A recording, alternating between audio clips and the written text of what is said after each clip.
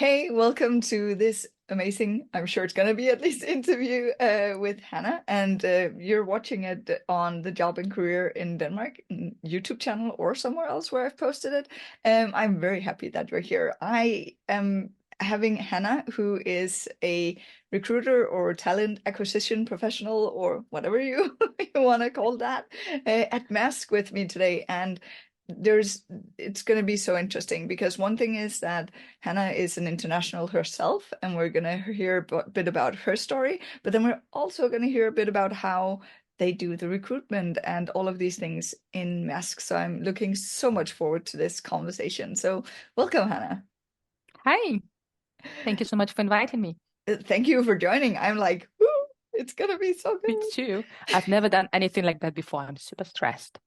Don't be. It really don't be. I promise you that the viewers are so nice and they are getting so much value from you. I am sure. So don't worry. So let's bring Um, some value.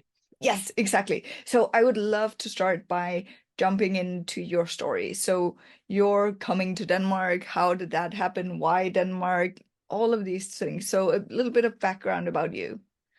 Yep, sure. I came to Denmark in 2020 as a trailing spouse.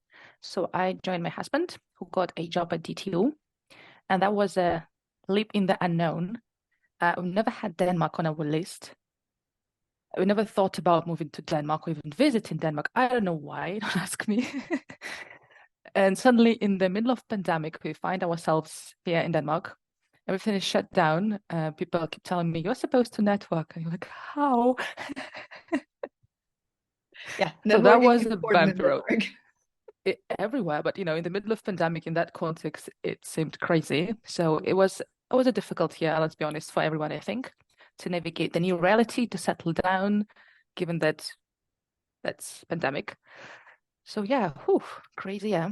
But I'm happy I'm here. I think that's the best place to be during pandemic, actually. Oh, okay. Really? Interesting. Hmm. Yeah, it is interesting, yeah, because I've been to other places and they say, "Ooh, so much better to be in Denmark at this time." Let's go Okay. back. So why, so was it entirely because your husband got the job at DTU? You're saying it wasn't on your radar? Like, why then? Miracle, I don't know, coincidence. Obviously, DTU is a famous university. Mm. So my husband obviously knew about that. That's a big name, ranked very high globally. So when he got an offer, couldn't refuse it. So And yeah, where are we've you guys decided. from? So originally I'm from Belarus. I'm very, very mixed if you think about my nationality background. So I can't really answer the question, Fair enough. So, even okay, myself. let me rephrase the question. Where did you live before you moved to Denmark? Before we lived to Denmark, I lived in the Netherlands a little bit. Mm? Before that, a little bit between Poland and Austria. Before that, a little bit in Italy. And then, yeah, finally we get into Belarus. Okay, So it's you've been been 10 years. around. Yeah, I've been Like, around. okay, so what's been like what's been the struggle? What's been the biggest struggle about coming here? Because I know from like working with a lot of spouses that Mm. the feeling of being a plus one can be really, really hard. So what's been the hardest thing for you about moving to Denmark? I wouldn't be able to summarize it better than being a plus one is a hard thing because your spouse goes to work, he has network, social life, something exciting going on, and here you are sitting in this box trying to figure out how to find friends, how to find jobs. That's quite a task, I must say. So I was lucky, I think. I managed to find something relatively quick in 8 months, given that, pandemic, hiring freezes everywhere. But those 8 months were quite a bumpy road. What did you do? So you're saying like finding friends, finding network. What was your strategy? What did you do? There were some events organized by DTU. I also found, I think that program called Dual Network or something. Sorry, I'm very bad with the names. Those are famous programs, but I forgot. There is also an initiative run by Copenhagen City State, Hmm? where they introduce you to the Danish culture, Danish ways of working, how to network, how to do Yeah. interviews. It's That was called online. Copenhagen First. First Job Yes, Copenhagen. yes, yes, yes, Yes, that's the yes. It one. was also gone for me just there. But First Yeah. Job Copenhagen, yes. And they have both an in-person program and an online program. And I very much recommend doing if you're entitled to it, because it also depends on where you live. It's not just for people in Copenhagen, but Mm. if you can do the in-person program, do that, because networking works better in person. Oh, yes. But yeah, okay, amazing. That was Um, obviously online for obvious reasons, mm, but still, I got so much value out of that. So it was amazing that we could also had a mock interview with one of the people running that session. And fun enough, we had a session on social media run by a lady who later on became my colleague at Maersk. That was really funny because when I met you at Maersk, I was like, Akila, I think I met you somewhere. She's like, it's a don't say that small out loud. Copenhagen is a small city. Yeah, yeah, Yeah, it was funny. yeah. No, but that's amazing. So you said 8 months, and you're right. That is kind of short. What I see in general is about a year for people. So, and I even think that might have been longer during the pandemic as well. Mm. So that's amazing. So what happened, or your journey to that? What was your job search journey in terms of landing your job with Maersk? I didn't understand the concept of networking back then, let's be honest. So I was just doing classic apply and pray. Um, Obviously, it didn't work. No surprise. And the biggest problem for me was really not that many jobs available, because talent acquisition really depends on the state of the market, which makes sense, right? And obviously, nobody was hiring that much during pandemic. People were waiting what the future will bring you. So there was, I think I found 2 or 3 vacancies in a year, which Wow. was very upsetting because I thought that's the state of the market in general, because I had no other references. Pandemic was a new thing. You had no previous experience how to navigate the situation. So I was like, oh my gosh, if that's the situation, I would be just dead here. Then I started reaching out to some friends that I made from the community, from diaspora, and asking like, guys, I'm lost. What am I supposed to do? Uh, so I secured a few interviews through that network. Um, well, those didn't work out because I tried to explore other spheres and I applied for sales positions, not my thing at all. I was very clear, even on the interview, people were very honest with me. I really appreciated that. We were like, no. I We love looked at that. each other and we were like, no, guys, no, bye. Yeah, it was funny. So, That's a good thing about Danes a lot of the time, that we're fairly direct. yeah, I appreciate that really. I like it more because my culture is super direct. So when people are very indirect, I get lost. I try Yeah. to read between the lines and I always misinterpret that. So directness is, very appreciated from my end at least. And then I had a huge break when I couldn't get any interviews at all. I couldn't see anything. And I started wondering, okay, what should I do? Started something online, my own private business. I think that was April, May 2021, 2021, I think, when I felt really down. So super down. And then I found that job on Job Index Deco, by the way, Mhm. recommend. Yeah. It was a Yeah. little startup. So I started researching, I started looking up on Glassdoor. Like, wow, sounds like a very nice company. So I found the HR manager from that company and I was talking to her. And it worked out.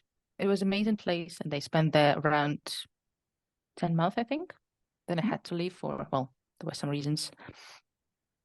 But that's how I opened the door, I think. And Yeah. after that, it was a fun thing. Once I got that first job, I started applying and the conversion was much higher. I think I got 10 or 12 interviews out of 15 applications and I got so many invites and conversations. Some of them didn't work out, but actually built connections. So sometimes I do interviews just to network. Mhm. Because yeah, you just go in the company, you meet good people, you talk to them, you say, okay, that's not for me. That's fine, but let's stay in touch, whatever Yeah. future holds. Yeah. That's amazing. I love that. I don't think I would like apply for jobs as a networking strategy, but definitely reach out to people. And then if you're like job searching and you figure out in the interview, this is not for me, then for sure keep that connection. Yes. No, And I wouldn't apply just for a no, networking, but if you don't get the job, at least you get the network. exactly. Yeah. So it's a consolation prize right there. Yep. So I really agree with you, Job Index, and I've been working there. So it's like, but it is one of Denmark's, or it's Denmark's biggest job site, right? So a good combination of Job Index and LinkedIn, in my opinion, is the best place to be in terms of looking for jobs in I Denmark. agree. What about like your background before coming to Denmark? Did you work in recruitment before coming here? Yeah, I worked in general HR a little bit and in more operational administrative uh, sector, but then I switched to recruitment. So I had a background from something called RPO. Essentially, that's recruitment outsourcing. A Okay. little bigger than an agency, but something like an agency, let's call it this way. Okay. That was a And British agency, well known in Denmark, actually, so it helped as well. okay. So when you now at Maersk, and now that you got a more kind of an idea of the Danish job market as well, because now you're all of a sudden on the other side of the table, which I'm thinking is kind of a funny It is. contrast. So the first question for me there would be like, what is your experience? I meet quite a lot of international spouses, and a lot of them women for some reason, right? But Yeah. who are also in HR in some way or another. If it's like Mm. talent acquisition, recruiting, like other things, talent development things.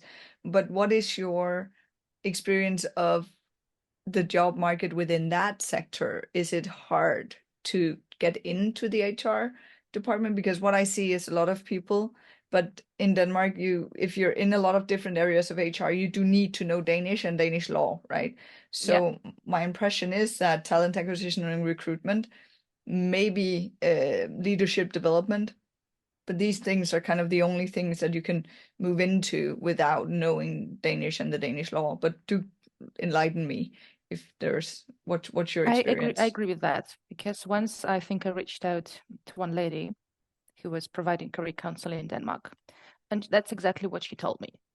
If you target HR, most likely Danish will be required for obvious reasons because you have to know the legislation, you have to, read the documents which are not easily written. So she actually recommended me, well, if you're anyway within talent acquisition, so perhaps it's better if you stick to that strategy. So that's what I did. I actually didn't have, intention to go to broader HR. I like talent acquisition, so perfectly aligned with my expectations, but that's exactly what she told me. So I would say, indeed, talent acquisition, L&D, learning and development, might be a little easier to get into, but anyway. I know cases when people would actually get HR positions, perhaps in the smaller international companies, where Danish was not required because they were working with other markets, for example. They were so international that they just somehow figured it out. But yeah, I would say what you said would probably be the truth. 95% of cases. Amazing. Well, I don't, but yeah.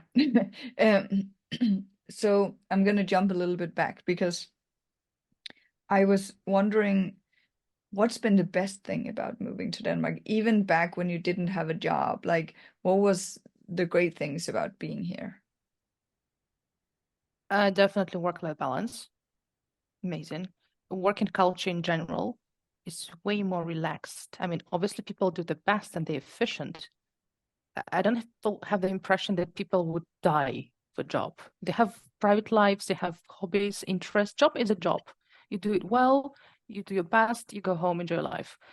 It's not that crazy competitive as in other places I've been to, because I don't really enjoy that high competition. I prefer to compete with myself, not with, it's, yeah, a little crazy. I That like the actually sense of surprises equality. me. Why? Sorry. Yeah, but because you're at Maersk, and I have this notion that Maersk is very competitive and very like conservative. And Mm. please do correct me because I'm here to It learn. is, I think, more competitive than other places, but it's not that competitive as the places I've been to before. Okay. Okay. So, there's a touch of American culture, I think, but in comparison to other places, nothing in comparison. Fair. Yeah, equality. The sense of equality when you can speak up during the meeting full of very senior people and you are expected to contribute, which was a surprise to me, because in some countries you have to fight for the right to raise your voice and speak up. And before you reach certain level, you're not supposed to say anything out loud. Just, listen and take notes. Here you are supposed to contribute. Otherwise, why are you at this meeting? So that was a cool thing, really. You got lots of trust in the beginning. You get very challenging tasks, regardless your level or position. Lots of support, but also lots of freedom. And that's empowering and that's amazing, because here I learned a lot. So that was, I think, the best thing I could do to my career is to move to Denmark. That's Well, amazing that to sounds a hear. little pathetic, but that's how No, it feels. that's like, as a Dane, that's like amazing. Yeah. And hopefully, like, it's also inspiring others to want to move here, right? So, because I know that there are people looking both who are in Denmark and also considering coming to Denmark. So I think that's nice to hear that that's the experience you've had, that when you then got that job. And I know there's also a difference from people who are moving here as spouses, traveling spouses, and then if you're the one actually applying for a job, because it's easier to get a job when you're here, but on the other hand, when you're not here, you're not as um usually, at least, it's not as important to get that job, because when you're first here, there's, like you're saying, a bit of a high living expenses and these things, meaning that that job is actually pretty important. Whereas when you're still not in Denmark yet and you're applying, you're maybe also applying to Germany and Sweden and Norway. And that's like more like, now I got a job, then I'm moving. So I think it's a good point. Yeah. And I also think you're saying about networking earlier, and what's your best tip for people in terms of networking when they come here, and So maybe bad even when with they're not this. here yet? I'm so bad with networking. I know the rules. I'm not really following them yet. But something worked So for you. So yes, I actually reach out to people before I apply, and I try to, start a conversation. I avoid sending this AI generated message, which I quite often get myself, and let's be honest, people, it doesn't help you to stand out in a crowd at all. So I try to okay. draft something personal, start a conversation. Coffee chats also something I'm not very good at, but I know it works for people who actually follow that path. It does. Yeah, going out to events. There are, for example, I've just noticed there is a gentleman running a series of events called LinkedIn Meetup, something. Yeah. And I It's have my monthly net walks, just a yeah, plug. yeah. So yeah, Look for up some sure. Facebook groups. Yeah, sometimes I saw people even posting some things on Facebook groups saying, "Hey guys, I'm new here. Let's go for a walk. Let's grab coffee." You never know when you meet that person who you might open the door for you or a window if you're persistent. So And I think it's a great point, because one of the things I do both in my own or in my career network and in my net walks is really stress the point that even though people are not in the company or the right person to give you a job, they can still be extremely important in your networking, because they might know that person. They might be the one who can let you know, oh, there's an open position here with my friend, I'll refer you. And it's more often that you'll get the job from the second or third link network than from knowing the specific person. So I think having a broad network strategy is a really good idea. absolutely. Because it's a rather small country, not just a country, this world is quite small. You probably know someone in the States through 2, 3 handshakes already. Yeah, And that might work. You never know. Well, worst comes to worst, you'll make new friends. Always exactly. good. Yeah, I agree. I totally agree. So I want to dive into, actually, we were just before starting recording, we talked a little bit about how we knew each other. And I realized, I think that I saw a post you did on LinkedIn that was like, hey, please don't contact me, but here are some of the ideas. Does that ring a bell? I hope it Or didn't am I sound please confused? don't contact me No, kind of but it post. was more like, no, it was more this like, here are the basic things that I can tell you. So because and what I got from it, and the reason I think it's fantastic is because it gave, and I of course haven't looked it up because I just realized it now, but it gave this idea of like, here are the basics. So if you're contacting me, then at least have this under control first. Like you know these things, so research this or do this and then contact. Yeah, I And think I was at some point getting lots of requests from people, and those were all similar requests. So I decided to create a FAQ post to be more efficient. Some people might feel a little anxious about reaching out to new people. So here's written down for your peace of mind. Please read if it helps you to find answers to most common questions. If you cannot find an answer, obviously please reach out. But it did help me a little bit to manage the workload and the amount of incoming messages, which were really similar to each other. So I think it was amazing. And I'll find it if you still have it, right? I think you have it yeah, pinned it's in your, yeah. pinned actually. So I'll link to your LinkedIn profile in Okay.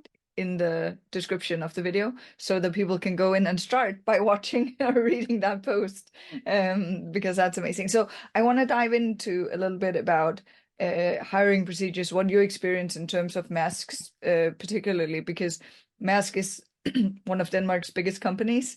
I don't Mhm. know, are they battling with Novo for being number one or something like that?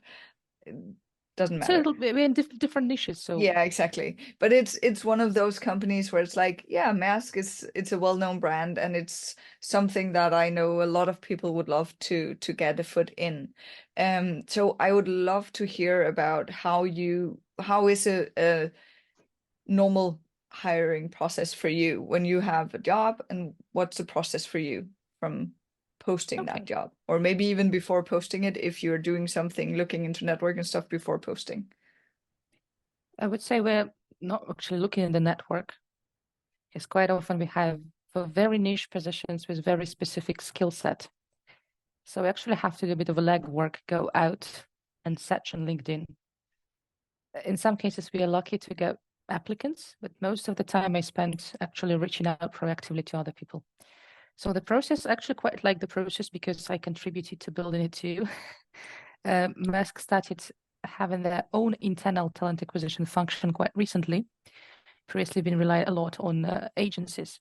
So me and my team joined quite recently, all of us. So it's a new thing, trying to build it on the go. And I think we are already in a good place.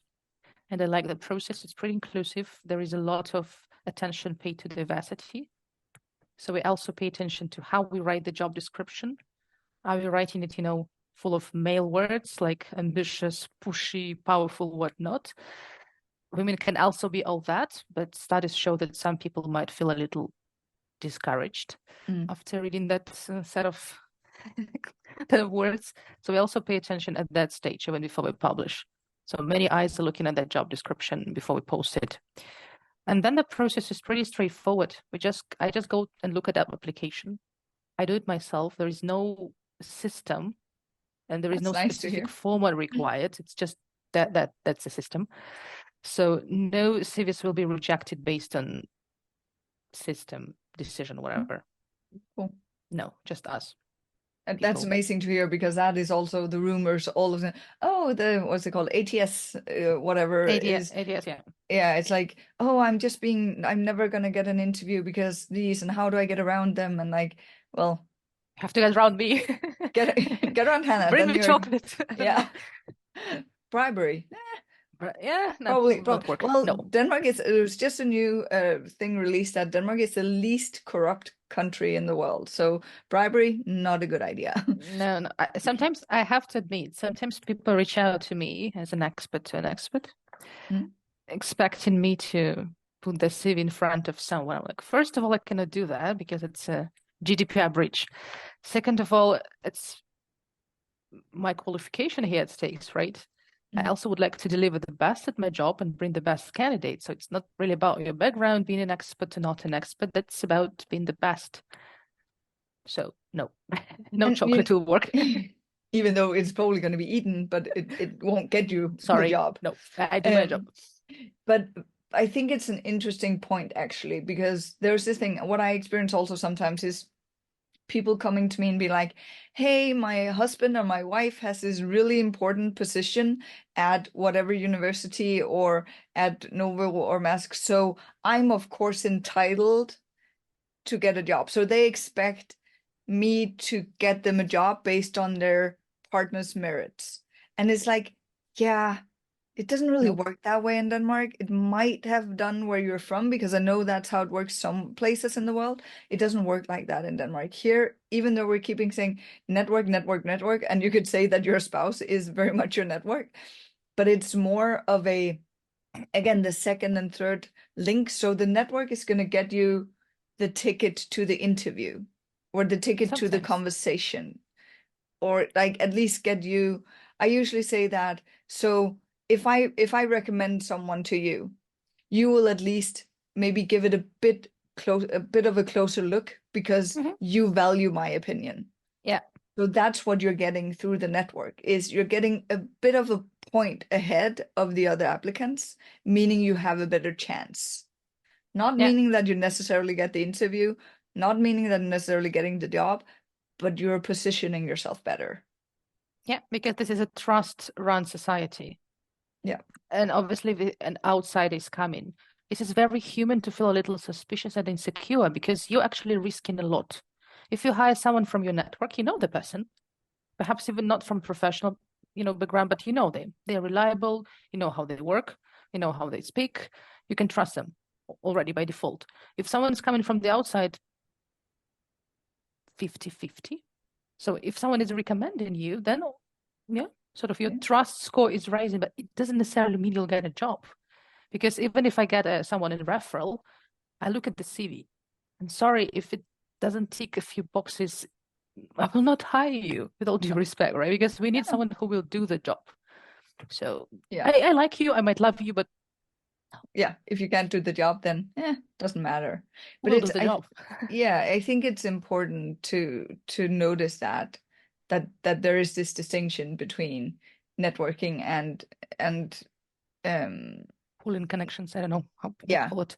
And also, like, that's also why you need to be respectful with the people you ask to reference you, in terms of, or to connect you with people as well. Because if I connect someone and I'm like, I know you a bit, I'll let my connection know, saying, you know what, I just connected with this person. From what I see, I think you might be able to help each other out, or it could be an interesting connection. Because I'm, like you were saying earlier, you're putting your job on the line. I'm kind of putting my reputation on the line by Exactly. connecting people. So when you ask people to connect you, also be open about, I know that we don't know each other very, very well, but would you mind connecting me with this person? And then the person can say yes or no, and don't be offended, because some people have other standards for doing that. Yeah, It's different, right? I understand. Sometimes people ask me as well for references. Like, I don't know you. Yeah. Yeah. How can I recommend you for the job if I have no idea if you are actually able to perform the job? Yeah. We are not close enough. I didn't work with you. I don't know you. You're a nice person. We had nice coffee, but Yeah. it's Yeah. as well. That's yeah. It's People a good trust point. you, and then if you break that trust, it's difficult to build it back. So Yeah. And that's why you also always need to be on your best behavior when you're being referenced by yeah, someone, because you're leading back to them. Yeah. yeah. So okay, so now you've gotten your resumes, you're looking through them. What happens then? You're getting a So lot we of have AI generated material, it sounded like. no. I mean, CVs no, but people Okay. quite often attach AI generated cover letters. Okay. We don't read cover letters at Maersk. At We don't all? have time for that. No, we don't have time for that. The only time when we would perhaps even require is for student positions. Okay. If you don't have much on your CV, so Okay, somehow so need to evaluate. so basically what you're saying is that you don't require them, so there's no need to add them. The system might ask because it's a global system, and in some locations, cover letters are indeed required. So that field Okay. is marked with an asterisk. Mm. So what I sometimes recommend people, if they attach second CV, again, just to trick the system really, not super good, but it is what it is. Well, okay, you can attach a cover letter, but don't spend much time writing that because I will not read it unless I'm very confused. And that's not very straightforward CV, lots of jumps and stuff, and perhaps I'd like to learn more. Then that's as well the only time when I would recommend writing a cover letter. Then you have, Okay. some career moves, big career breaks, and people might have questions. Then I myself would always write a cover letter. If it's very straightforward, well, I think it's interesting. I would always recommend writing the cover letter just in case. That's like my theory. I might as well give myself the best possible odds. So I would say motivate the CV. So really write the CV so it fits Maersk and the position you're applying for. There's no standard CVs. That's a no-go. no. And then on top of that, you put your motivation in your cover letter and how you can add value. And then if they don't read it, then fine, because then they don't read it usually for anyone. But if they do read them, then you have a better chance of showing the value. Yeah, that's a hot topic, really. There's so many opinions about that. I'm kind of against as a recruiter because I need to read 2 extra pages, which means instead of that, I can read 2 CVs of other 2 candidates, which is more efficient. So, and I know that most of my colleagues from at least technical department never read cover letters. In some Mm. companies, people do. So I think if you're not sure how it's a company's culture and you don't know anyone inside, attach it and Mm. write a good one. But for Maersk, you don't have to. Okay, interesting. And now you're saying reading a lot of pages. That brings me to the question then, how long should a CV be? Ideally 2 pages, but for senior people they do have something to write about, can be 4. Okay. But hardly anyone will go to page number 4. I would say I hate one-page CVs because I think people are leaving out valuable information in Yeah. one-page CVs. 2 recommended, max 3. But yes, you're right. If it's a senior position something, then of If I course. like first 2 pages, before the interview, I will read the whole thing. But Yeah. normally I will read, first page, second page. If How I long does like that it, take you? How long is your first read through? 25, 30 seconds. Yeah. So it needs to be very clear. Very clear. And that if it's like very pressed text, sometimes it gets difficult for my eyes because if you spend a day reading that CV, and this is CV number 500, you might get a little annoyed if it's very Yeah. condensed CV, and then you can really make out what's written there. So not too flashy, not too many colors. I would say plain black and white, bullet points, straight to the point. Amazing. I mean, is there a difference between the roles then? So like before you said the technical department never reads cover letters, but is there a difference on how to set up the CV depending on the role? No, No? I would Okay. say straight to the point, clear. Make sure that you write relevant background. You don't have to include everything you've done, like knitting and riding a bike.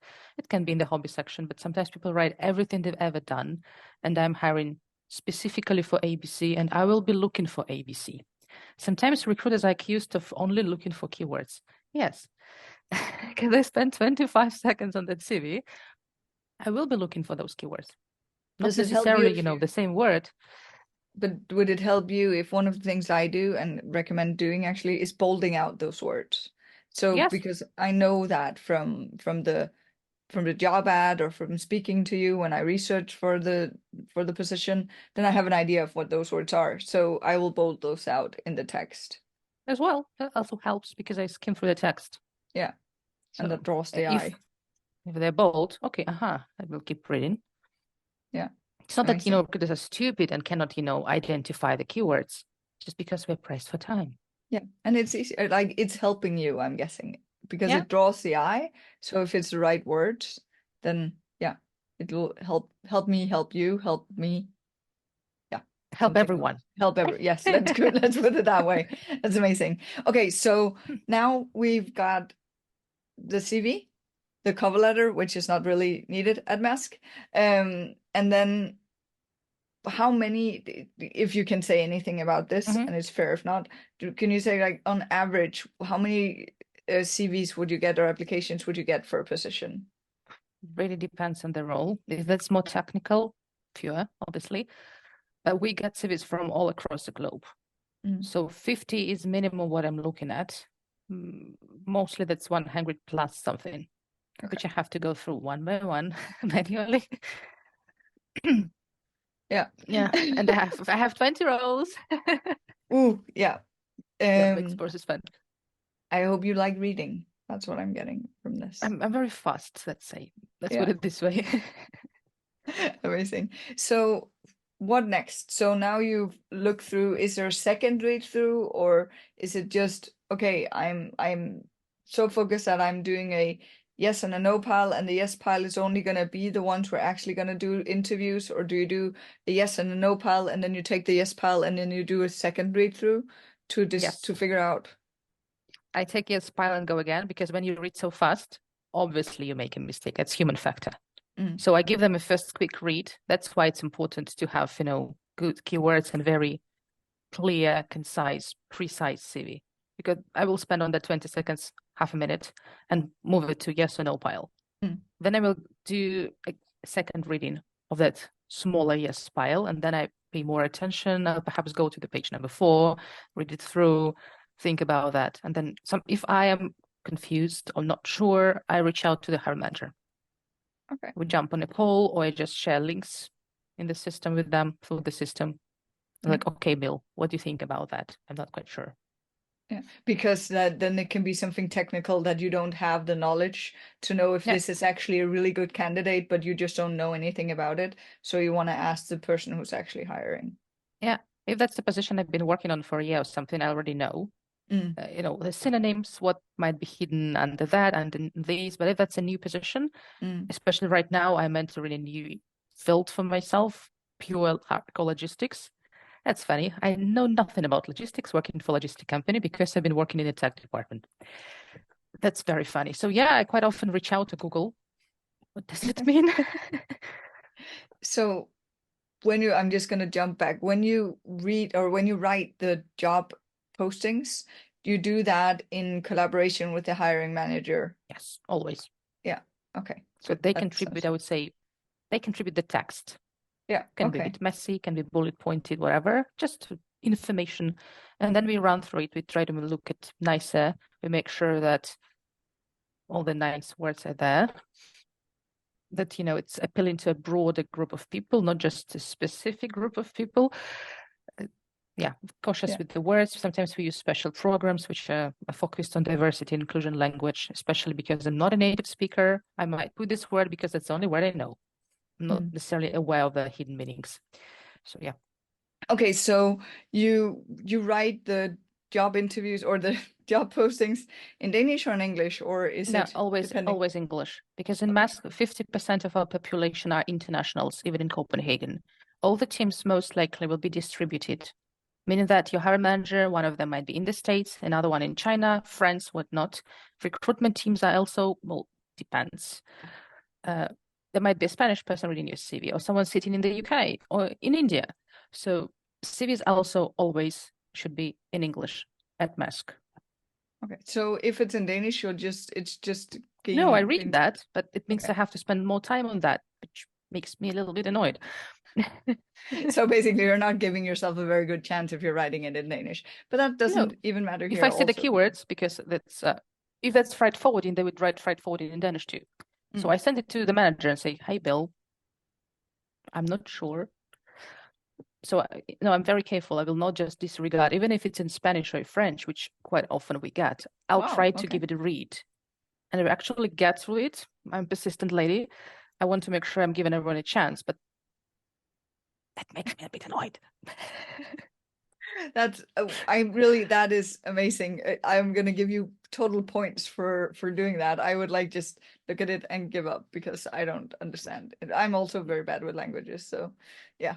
Okay, so amazing. That's great news, or great to hear. So going from now you have the pile of yeses and you're reading through them again. How many do you then, or how does it work then? Do you pass them on to the hiring manager, or do you reach out to people for interviews before the hiring manager get in, and or how is the process here? So it really depends on the manager. We do have a process, but we also think about the manager. We're always in constant dialogue and we try to, think what works best for the individual. Some managers would say, just give them a call and bring me a short list. Some people want to see the list themselves. Some people just go and look through all the CVs themselves. That's funny, like even 100. Yes, some people are very dedicated and we always appreciate the help. Yeah, it depends. But most of the times, managers want to see that long short list. Sometimes we jump on the call and discuss together because it's also important for me to understand if it's no, why no? Yeah. And Yeah. how many people are usually being interviewed for a position? I try to keep it maximum 10. Okay. Oh, that's a lot actually, I think. Yeah, that's a lot, but usually I would say 5, 6. Okay. Because managers are quite often very busy. So if we don't want this process to be 4-month long, we have to be very careful. Okay, let's keep those 10 for now, and let's try to focus on top 5, 6. Yeah. If we cannot find anything, let's move on to next batch. But yeah, I would say ideally that's what I've been taught, at least at the recruitment agency I worked for. We're very focused on best recruitment practices. Try not to overwhelm the manager with the initial calls. Let's say maximum, well, 10 is absolute maximum. I would say 5, 6. When we move to further stages, it's better to have 3, 4 candidates to choose from. Otherwise, it's very difficult to compare them. It's too many, too much choice. As a woman, when you enter a shop, oh no. Too many choices. Yeah. Too many choices. Please give me 2. Yeah. Okay, so the interview process. So now you found your, let's say, 5 candidates. Then you call them up and do an online interview or a phone interview, or are they just invited in via email for how does it work? So I invite them for an interview. Sometimes I use software for that. Sometimes just too lazy to use software. Sounds funny. I just like writing a nice personal email, like just give it more human touch. And then I invite them for a call, like we have right now. Normally it's half an hour.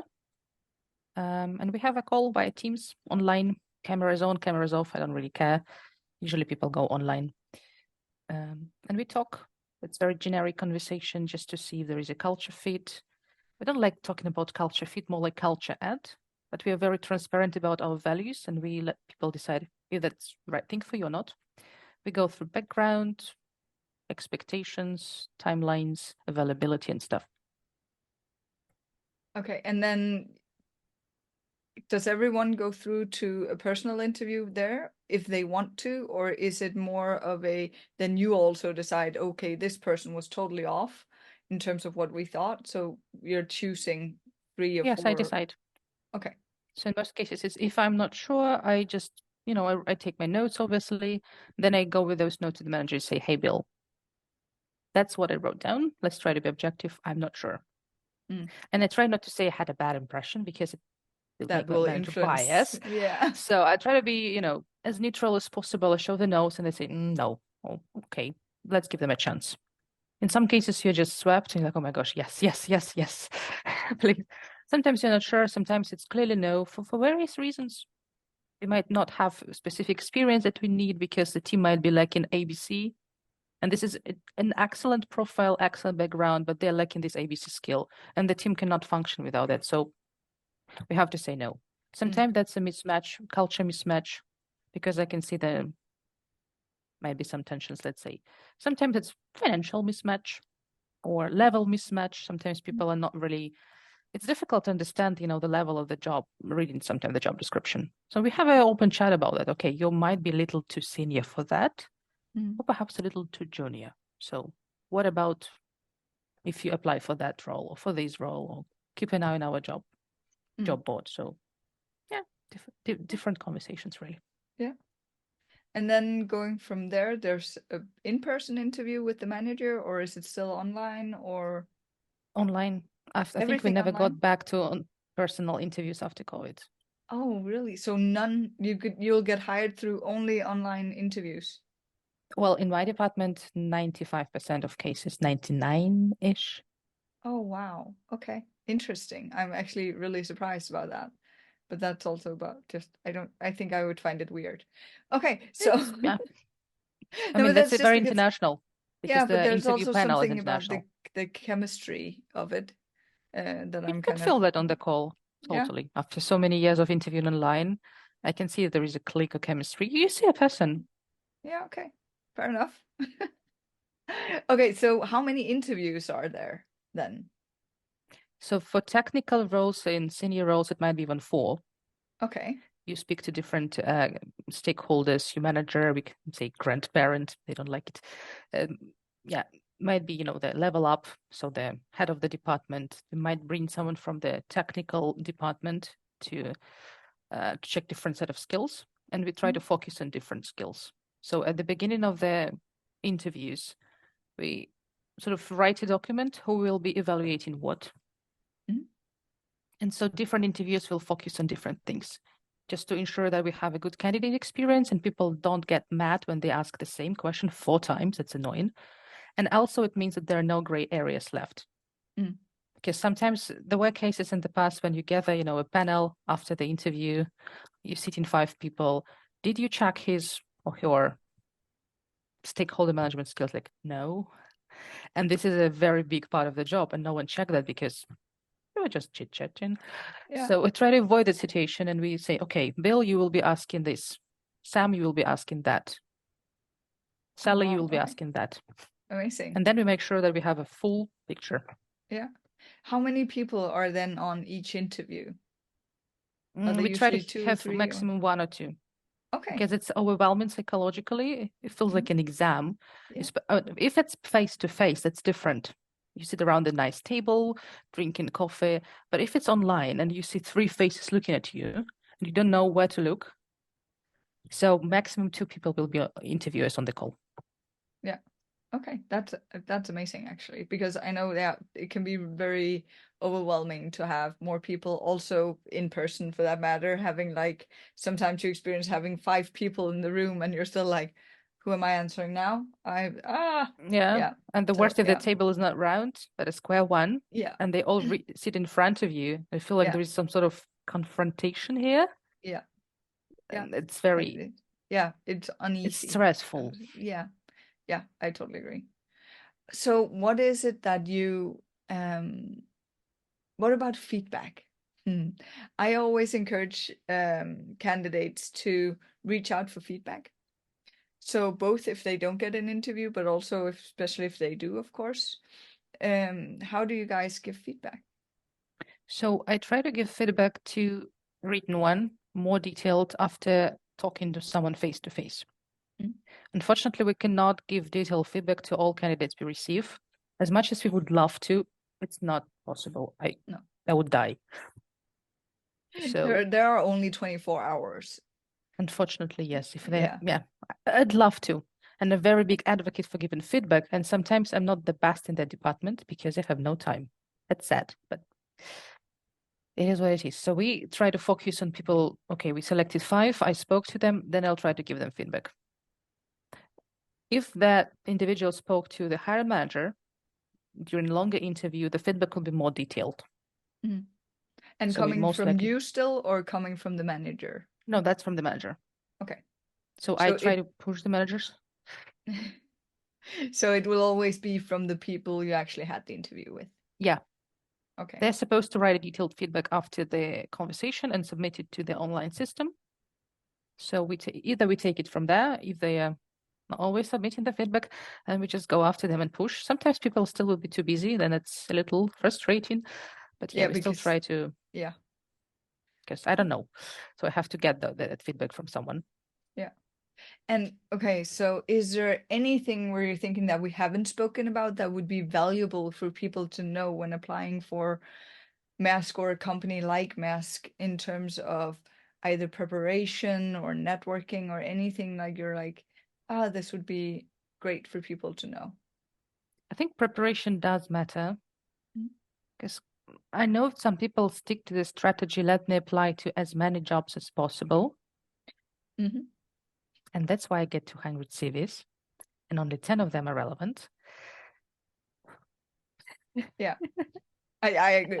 Prep is important. Research, Yeah, really important. research is important. You're gonna get a job way faster if you just spend time researching the companies that you're applying with. I often read comments on Facebook groups for experts. I applied to 500 positions. I'm like, what? You cannot be possibly successful. And I would never believe that you identified 500 positions in your specific industry. That's not how. It means that you applied for whatever you see and means your CV is not tailored. I would not believe you managed to tailor it 500 times. No, I spent 3 days sometimes on a one CV myself, knowing how it works. So it doesn't work this way. I totally agree. I think it's good advice. Focus and research. Yeah, better apply for 3 roles, but do research, talk to the individual, and most likely I would not recommend reaching out to the talent acquisition specialist. I would try to find someone with a similar title. Even if you don't have, this fancy license on LinkedIn, you can do basic research by keywords. Try to find someone with a similar title, invite them for a coffee chat. Don't ask him a job, ask for a chat. Yeah. And then just When try you to gather say more similar information. title, you mean similar title to the one you're applying to, right? Yeah. Yeah. Or something you'd like to have. Just try to get information because, for example, we often post jobs of project manager in logistics, which has nothing to do with IT. And then I had 85% from IT people. And then I have questions. Did you read the job description? But it's also the thing. Sometimes I'm saying to people, instead of searching for job titles, try searching for the tasks you would like to be working with. Because, like you're saying, project manager, that's like when I was at Job Index, my title was supervisor, and it's like, but what does that tell you? Like Nothing. nothing. It tells you that and at some level, probably have some people under me, but you Yeah. don't know if I'm a manager or if I'm just a, like, for the subject matter kind of supervisor, or like you have no idea. So try True. looking for tasks instead of titles. That can Yeah. be a huge help. Talking to people sometimes. Say, hey, Bill, I see you working at Maersk. What are you doing actually in your daily life? Could you tell me more? And people like talking about themselves. Yeah. Because if you reach out to recruiters, we might be a little overwhelmed with those requests because we get in hundreds of those on a daily basis. How do you prioritize? If you reach out to, I don't know, BI analyst, whatever, they don't get the request. They will be like, oh, wow, someone wants to talk to me about myself. Cool. Let's talk. They can actually give you the valuable information. Like you were Yeah. saying, you don't necessarily know about that job. Yes, You're exactly. just like not just, but like you're in the HR, you're not in the job. So you're not the person who can give that information anyways. So I'm also like, don't reach out to the hiring manager, don't reach out to the HR, unless of course there's the number saying reach out to the hiring manager, then do that. But reach out to the people who can actually give you the information that you need. Yeah. So that's not be, in a position of begging for help. Just ask information, gather information. You might figure out that you don't want to do it after all, because it's something different from what you thought. And then, spend good amount of time in writing a CV. Yeah. Quick, straight to the point, good CV. You can skip cover letter. Okay. If the CV is good, we don't care. Amazing. I love it. Is here at the end, if you're to give just one piece of advice for people who are already in Denmark and looking for jobs, and one for people who are not yet in Denmark but want to move to Denmark and are looking for a job, it can be the same advice or it can be two different things, but what would it be? Keep trying. And don't take it personally. Some people take it very personally when they get rejections. It's not about you. Sounds pathetic now, but it's definitely not about you. That's about the skill set the company might be looking for this specific time. It doesn't mean that, it takes anything from your value. You're a valuable person, and you should always believe on that. You are That's good as it amazing. is. Just keep going. You will find a company where you will have a perfect match. I love it. So That's that's amazing. important. Yeah, I could not agree more. And even if you then want to upskill, then now you know that, okay, so they're looking for someone who had a project management something Yeah. certificate, then you can go out and get that and then Yeah, apply again exactly. next time. You're not a So bad person. Just don't no, have a PM certificate. That's it. Just yeah, get it. yeah, Just. yeah, Well, just yeah, cost a easy. bit of money and time, but Yeah, but yeah. you know, But that's the point, right? Also sometimes think about the investment that I have a lot of people who are like, oh, I don't want to pay for LinkedIn Premium because it's so expensive. And it's like, okay, so I think it's 250, 300 kronas a month. But if those functionalities that you get by doing that gets your job just a month faster, then it's worth the investment. And yeah, going for a certificate of something that, of course, you need to have the money, but investing 15,000 or however much that is into that might actually be the best investment you make. yeah, to So, eventually pay yeah, off with a higher salary you'll hopefully yeah, get. So yeah, getting the job in the first place, and yeah, then that's a also payoff. the higher salary. Yes, for sure. Super. And to wrap up, I just also want to say if you're looking for networking out there, I of course have Career Network Denmark that you're welcome to reach out to me, and I would love to tell you more about it. Um, and I think networking is so very important in Denmark that that is some of the things that I value a lot and work for being able to provide internationals. And one of the things that I hear a lot from people is like, are you a Dane? Because it's apparently very weird that I focus on helping internationals Dane. as a Funny, Dane. it's a funny question to get. Yeah, it's like, yeah, sorry. So Why? I'm like, but I'm thinking like, well, then best of both worlds. I both want to help you, and I know Denmark and the Danish job market. So Mm, I'm like, win-win, right? But no, so thank you so much, Hannah, for joining me for this interview. It was very enlightening and enlightening. It was enlightened. very interesting. Interesting. And I'll link your LinkedIn profile in the description. And Awesome. is there anything else you want to add before we wrap up for No, I the think I've been viewers? speaking a little too much today, so Nope, you've no, it's no. been amazing. It's been really good. So thank you so much. Thank you.